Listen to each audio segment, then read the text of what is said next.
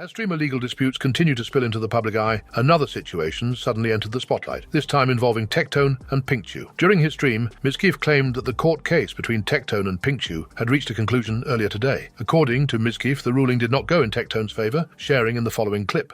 Because I want to make sure that I have it properly. But these are factual things. Tectone went to court today, and he lost the court case for assault against Pinkchu. He lost.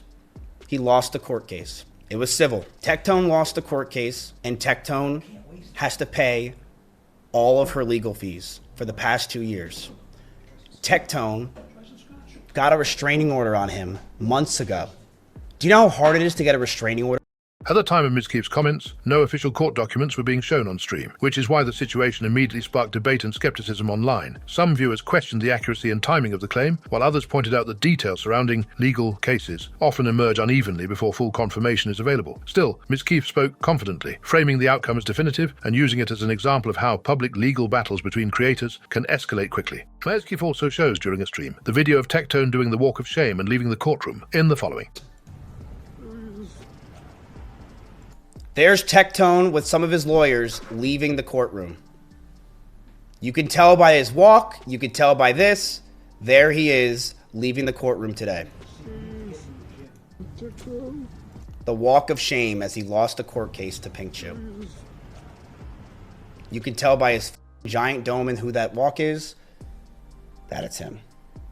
Two of Asmon's goon is gone now. Those has to be some pretty garbage lawyers then. I'm assuming he hired 5 lawyers to try and destroy her life to the fullest extent, but it didn't pan out like the way he thought. Considering Tectone is a gacha gamer, his opponent won against the difficult odds. They all turned on Miz, who laughing, now Miz might be a lot of things nut. He's not what they say about him not looking good for Miss. Kansas, she should have broke up and just went away. Looking to be #1 streamer, will run her, can't wait. As tensions between Mizkif and Tectone have lingered for years, viewers have often speculated that there was more behind the hostility than just content disagreements or personality clashes. During a recent stream, Mizkif claimed that the root of Tectone's long-standing animosity toward him had very little to do with streaming at all, and everything to do with Emiru. According to Mizkif, Tectone had romantic feelings for Emiru, and those feelings turned into resentment after Mizkif and Emiru began dating. Then he hated me because I was dating Emmy. This is true. This is 1000% true. He couldn't stand that I was dating Emmy, and he was in love with her. I have things I'm going to continue to show you guys and prove to you that will prove that point. The dude was weird, and he was idolizing her. I heard from sources that he would talk about her in a very weird manner with his dad, allegedly. Yes. Who was the last streamer you off to? Nah, wait a minute, I have. Uh-huh. Take the shot, bro. You just say it. Take the shot. Is this jerking off? Oh my god, that's crazy. You want to know the worst part? I met her recently. Oh my god. Give me your top 3 female streamers. When he said that, chat, we all know who it was. And sadly, I'm going to say it was Emmy. And this dude's a disgusting and the reason why he met her is because we were both on the same plane as him. Okay, your #1 streamer that you would date. Ever. Everyone loves Ever. Stop!